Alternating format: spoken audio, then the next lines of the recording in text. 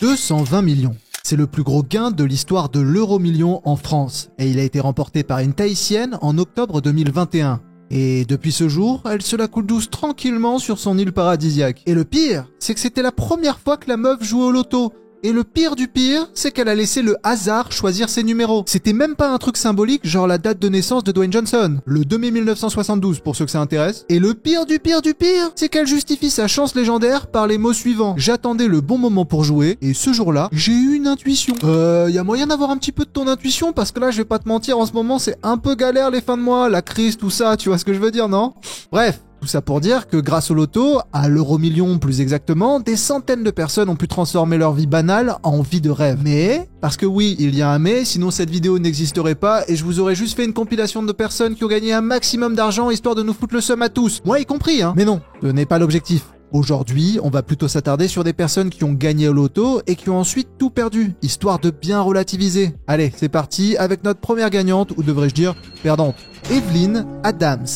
Alors cette histoire commence en 1985, dans l'état du New Jersey, où notre protagoniste travaillait en tant qu'employé dans un magasin. Madame Adams avait pour habitude de dépenser chaque semaine 25 € dans des tickets de loterie, histoire de peut-être un jour voir la chance lui sourire. Mais un beau matin, fatiguée par son quotidien, elle décida d'augmenter son budget à 100 $ par semaine, histoire de soudoyer la chance, de lui graisser la patte, de la caresser dans le sens du poil avec quelques billets. Bref, appelez ça comme vous voulez, mais fait étant que cette technique a miraculeusement fonctionné. Et là où d'autres se seraient ruinée, Evelyn, elle, a gagné au loto quelques mois plus tard. 3,9 millions de dollars, pour être précis. C'est la somme que lui a rapporté son premier gain. Et si je dis premier gain, ce n'est pas une erreur de script, vu qu'elle a gagné une nouvelle fois au loto quelques semaines après. Oui, je sais, il y a des gens qui ont le cul bordé de nouilles, mais si on veut continuer à vivre sans devenir aigri, il faut apprendre à vivre avec, Timothée. D'accord? On fait ça? On continue? Allez. Donc à ce moment-là, le total des gains de Madame Adams s'élevait à presque 6 millions de dollars. Ce qui est normalement suffisant pour terminer sa vie sans ne plus jamais être dans le besoin. En plus, la somme ne lui a pas été donnée d'un coup, mais sur plusieurs années, à raison de 250 000 $ par an, histoire de limiter les risques qu'Evelyn pète un câble. Mais contre toute attente, en 2012, quelques mois après qu'Evelyn ait reçu son dernier versement, il ne lui est resté plus rien. Pas le moindre centime en poche. Et pour cause, si au départ elle s'est servi des gains pour rembourser ses différents crédits et financer les études de sa fille, elle a rapidement dégénéré, en offrant des cadeaux à tout le monde, en prêtant de l'argent à des gens qui ne le lui ont pas forcément rendu, mais aussi et surtout en jouant au casino. Car oui, vous vous doutez bien qu'une personne qui dépense 400 $ par mois dans la loterie a des sérieux problèmes de jeu d'argent. Je ne vous apprends rien, j'imagine. Donc même si après avoir gagné le double pactole, elle a arrêté de jouer au loto, son addiction s'est tournée sur quelque chose de bien plus instantané. Et elle a perdu une très grande partie de son argent sur les tables des casinos d'Atlantic City. Car comme on dit souvent, la maison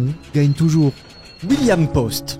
Alors avec cette histoire, on part dans un délire un petit peu différent. Déjà parce qu'elle se déroule en Pennsylvanie, un décor bien différent de celui du New Jersey, mais aussi et surtout parce que le gagnant de cette histoire, Monsieur Post, a une vie digne d'un film hollywoodien. Car avant et après avoir remporté la modique somme de 16 millions de dollars, William a eu une vie plutôt mouvementée. Déjà, sa mère est morte quand il avait 8 ans, donc autant vous dire que ça commence plutôt mal, et c'est que le début. Son père, qui à première vue n'était pas prêt à élever un enfant tout seul, l'a envoyé en orphelinat peu de temps après. Une fois adulte, il a enchaîné pas mal de petits boulots à la con et est même passé par la case prison pour avoir réalisé des faux chèques. C'est comme des vrais chèques, sauf que ça vaut pot de zob. Mais heureusement pour lui, un beau jour, après avoir vendu la bague de sa compagne du moment et acheté 28 billets de loterie, la chance lui a enfin souri et il est passé de 2 $ sur son compte en banque à millionnaire, comme ça, sans transition. Et William, traumatisé par ces années de galère, décide de bien utiliser cet argent, notamment en investissant la quasi-totalité de son premier versement, soit l'équivalent de 500 000 $, dans diverses entreprises. Premier problème, c'est qu'on ne s'improvise pas entrepreneur et que la majorité de ses investissements, plutôt que de lui rapporter de l'argent, l'ont endetté. Mais bon, dans un premier temps, c'était pas si grave, car il restait encore plus d'une vingtaine de versements. Car oui, comme pour l'histoire précédente, les gains sont divisés et versés sur plusieurs années.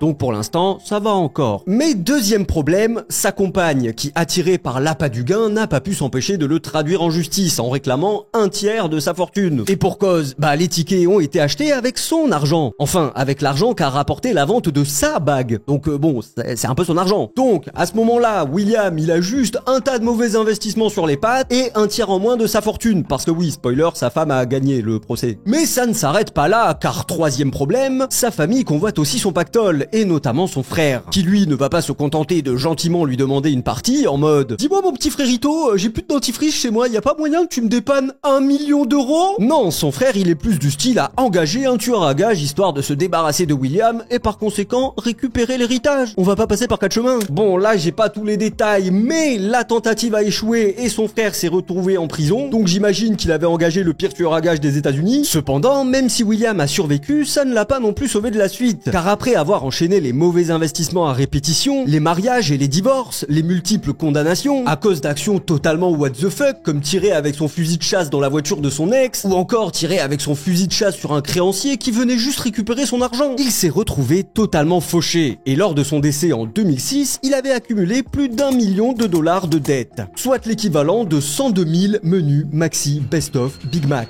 Mark Gardiner.